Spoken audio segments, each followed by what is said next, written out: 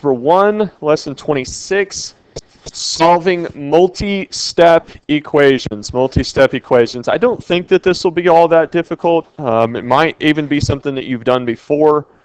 But we're going to start off here doing a little bit of reading. Equations that are more complex may have to be simplified before they can be solved. Meaning we might have to simplify one side of the equation before we can move things across the equation to do anything. So more than 2 steps may be required to solve them. If there are like terms on one side of an equation, we want to combine those things first. So we want to simplify as much as we can first. Then we're going to apply inverse operations and the other properties, not properties. See if I can do a better job at typing here. This is on topic. What about the IXL? Yeah, I just answered the IXL question. Your question is, do I need to turn it in? My answer to your IXL question is I'm going to pull up the chart of data, and you either have 70% for all 3 sections or you have 0 points. Does that make sense? So I'm going to assume that if you could get 70% on all 3 sections, that you have work for that. But for this time around, I'm not going to collect that work. Okay? I could, but basically it's going to result in a pile on my table. I'm going to look through the data. I'm going to throw away your work. I'm going to put your score in the grade book. Okay? So you might want to hold on to your work in the event that you check SIS tonight and you see that you got a 0 on something. Okay, and say, hey, here's my work. Then we can talk about it. Okay. Anyway, back to this. Complex equations can contain symbols of inclusion such as parentheses and brackets. We want to eliminate the symbols of inclusion first. So whenever they say inverse operation, so we use subtraction to undo addition. We use addition to undo subtraction. We use multiplication to undo division. We use division to undo multiplication. But as we move things across the equal sign, we actually do the opposite of the order of operations. Okay, so if we move things across the equal sign, we don't start with multiplication and division. We actually start with addition and subtraction. Okay. Let's see. Then we want to combine like terms on each side of the equation, continue to solve the equation by applying inverse operations and the properties of equality. All right, so when equations contain symbols of inclusion in like terms, first we want to apply the distributive property. Next we add those like terms. Then we apply inverse operations and the properties of equality to solve the equation. So a lot of the same stuff that we just read. Okay, so let's try to answer some questions and then hopefully you guys can get right into some of this. Okay, let's see how good you guys are.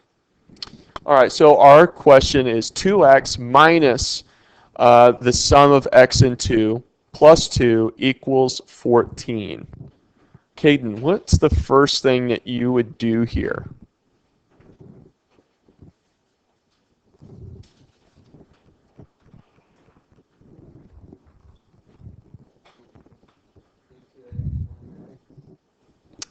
Two x times x, is that what you said? Well, that would be the case if there was no minus here and this was right next to that parentheses, right? So in this case, because that's not what's happening, that's not what we would do. Although multiplication and multiplying x by something is what we should do first, but we're not going to multiply this x inside the parentheses. We're not going to multiply it by 2. What are we going to multiply it by? Not even 1. Not by 0. Not by 2x. Not by 2. We're going to multiply it by negative 1.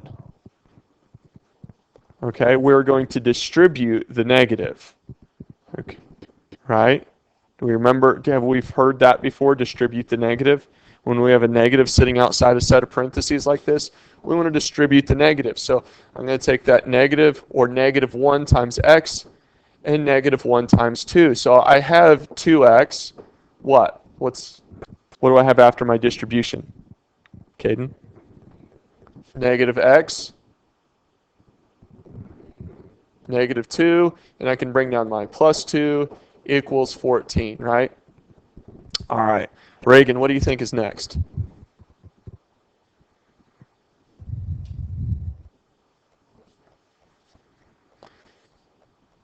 Okay. Subtract what? Okay, what's 2x minus x? 1x. Okay, or just x. And the other way that we could have said that is combining like terms. But we would have done the same thing that you just did, which is take 2x minus x. Okay? So we got 2x minus x is x. Let's see, Jordan, what would happen next? We've taken care of this part of the equation. Negative 2 plus 2, you're right, combining like terms. What do you get there? 0, right? So do I need to bring anything down? No. So I'm left with x equals what? X equals 14. Questions, comments, concerns, theories, postulates, hypotheses? No? Okay. All right, let's try another one here. Let's see, Christian, we're on number 2. We have 10y minus 2y equals 64. What would you do first? Okay, so what's 10y minus 2y? I got 8y, so we're going to say 8y equals what? What would you do after that? Divide 8 on both sides. Because this is 8 times y, the inverse operation is division, so I get y equals what? Y equals 8. Very good. Okay? All right. Tiffany, number 3. Okay? We have 43a plus 10 minus 26a equals 27. What's your first step? What are my like terms that you want to combine? 43a minus 26a. What do you get with 43a minus 26a? 23a. Okay, so we have 23a. What do I want to continue to write? Plus 10 equals 27. Okay.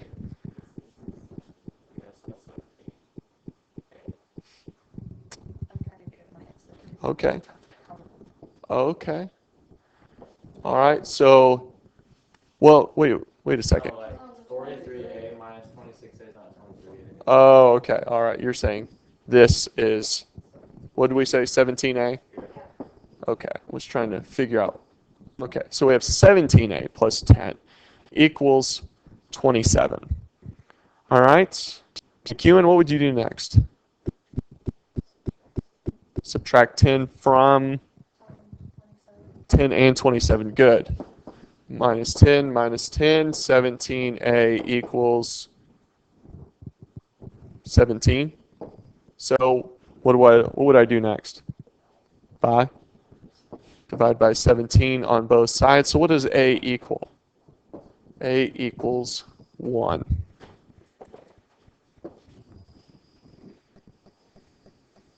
Okay. Let's see. Anthony, number 4. What do you think? 3 times a. Okay. Somebody know what we call that? What he's doing there? The distributive property. So you got 3 times a is what? 3a. Now what? 3 times 5. Good. 3 times 5 is 15. We'll bring over the rest. Plus 6 equals 27. What would you do after that? 15 and 6. So we'll bring down our 3a. What is 15 plus 6? 21.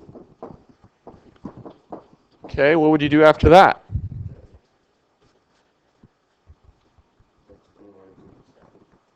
The 21 and 27. What specifically, what operation am I using? subtraction, because that's the inverse operation to addition, right? That's the only way to get rid of 21 on both sides. Okay, so we got 3a. What is 27 minus 21? 6. What's the last thing you want to do? Divide by 3 on both sides. A equals what? 2. Perfect. Very good. Right? Getting D for our answer there.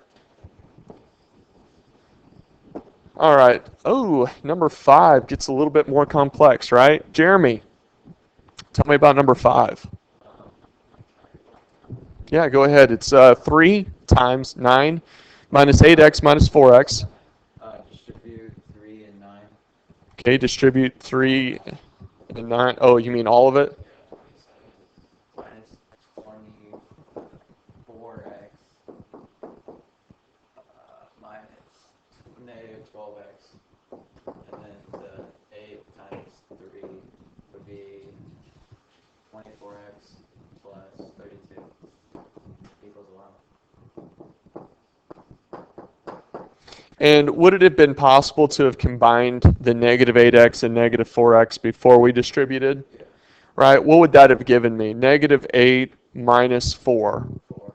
It would, negative 8 minus 4 would have given you 4? Negative 12.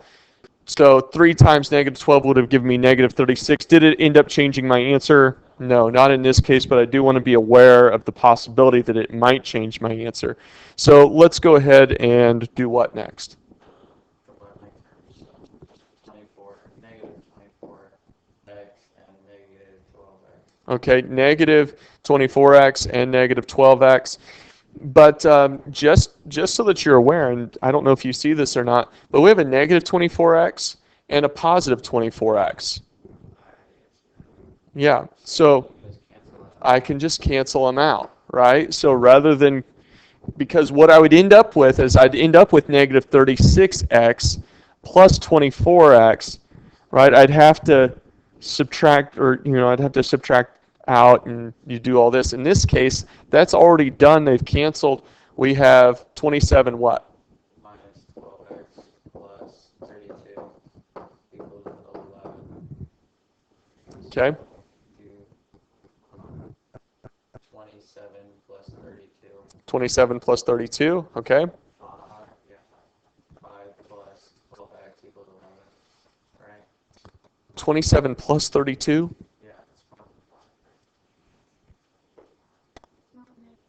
It's not, or there's no subtraction there. It's 27 plus 32. Oh, 59. 59, okay. 59 minus 12x equals 11. Then you would subtract 59 on both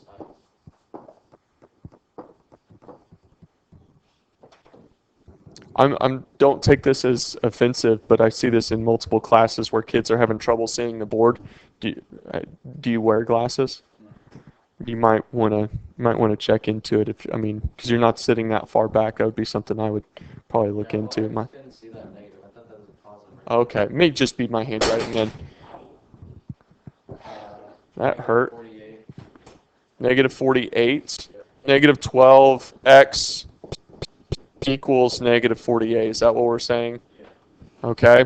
So what do I want to do with the negative 12? Divide by negative 12. What does x equal? 4. Okay. So when we say multi-step, it might be several steps, right? X equals 4. Okay. Okay, let's look at least one word problem. I think for the rest of these, you're completely capable of solving those, right? Yeah. Okay, so let's look at the word problem. Do I have a volunteer? Blatant, I haven't called on Blatant yet. Gloria earns 1.5 times her normal hourly pay for each hour that she works over 40 hours in a week. This is really, really common, by the way, is people that work overtime, a lot of times they'll get time and a half. Okay, time means just what you got paid per hour normally, and a half means half of what you get paid in addition to it. Okay? Her normal pay is $9.70 per hour. Last week, Gloria earned $489.85. We want to know how many hours did she work last week. Okay? So we need to probably create an equation, correct? All right. And since we're going to be solving for hours, right, we probably ought to use hours. What do we want everything to equal, though? Okay, 489.85. Okay. So we've got H, and we know H doesn't equal 489.85. Okay. Let's see. We know that she, in order to earn overtime, she has to work at least, what's the minimum number of hours before she can start working overtime? Okay, so she has to work 40 hours, right? And we know what she's earning for that rate, correct? Well, how much is she earning for those 40 hours? All right, so does that make sense here? Okay. All right. And then are we going to add or subtract from this? From the 40 times 9.7. Are we adding to that to get to the 489? Or are we subtracting? What are we doing over here on the left-hand side? Okay, let's go ahead and figure this out. What is 40 times 9.7?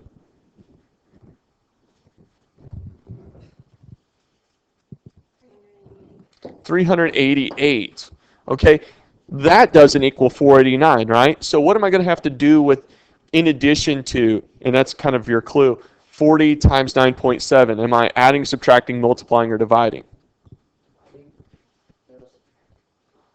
Okay, so what you're saying is 40 times 9.7 minus, right? Okay, here's my question for you though. $388 isn't enough, right? So if I don't have enough and I want to get to something that's more, am I going to subtract or am I going to add? I'm going to add. Okay, good. All right. Now, because we've worked 40 hours, we made $9.70 an hour, right? That only got us to 388. Am I going to work overtime? Right? Overtime is addition, correct? Okay. So let's look at how this works. Let's look at 1.5 times my normal hourly rate. Okay? What is my normal hourly rate? Okay? So I'm going to take 970 times what? Times 1.5, okay, times H. Do we know why times H? Because I don't know how many hours over I'm working, right? Okay. All right, so let's see. We've already set, now, was $9.70 times 40, did it come out to exactly $388? Exactly, okay. All right, now let's go ahead and take, what's 9.7 times 1.5? 1455. Okay, so that's how much I earn every hour over 40 hours, right? But I don't know how many hours over 40 hours I'm actually working. That's what we're trying to solve. Okay? All right. Now, all of this is going to solve for, just so that we're aware, all this H represents is overtime hours. So if our question is, how many hours did she work last week? What are we ultimately going to do with our H? If this is only the number of overtime hours, it doesn't include this 40, correct? So what am I going to have to do in the end with this H?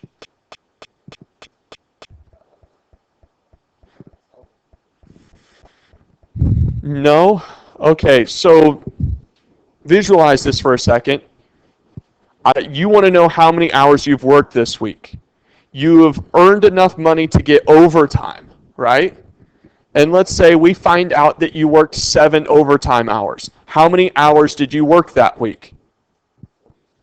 Right. You added the overtime hours to the 40, correct? So in the end, we're going to have to take our solution for H and add it to 40, right, to get the total. Okay, let's keep going here. We know this is 489.85. All right, what's the next thing I want to do to solve here? Perfect. Subtract 388 on both sides. Okay, so we got 1455H. Okay, what's 489.85 minus 388? 10 what? 101.85. All right, what do I want to do next? Divide by 14.55. All right, what does that come out to? 7 even? Okay. What are we going to do with that 7? 2, 40, and I'm going to get, and here's the crazy thing, whenever I gave you that illustration of you worked 7 overtime hours, that was a complete, like, I didn't know that it was going to come out to 7.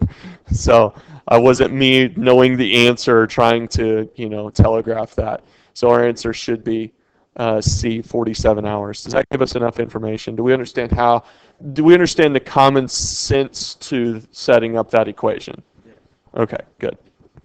There's probably more than one way to do that. I'm not suggesting that that is the way.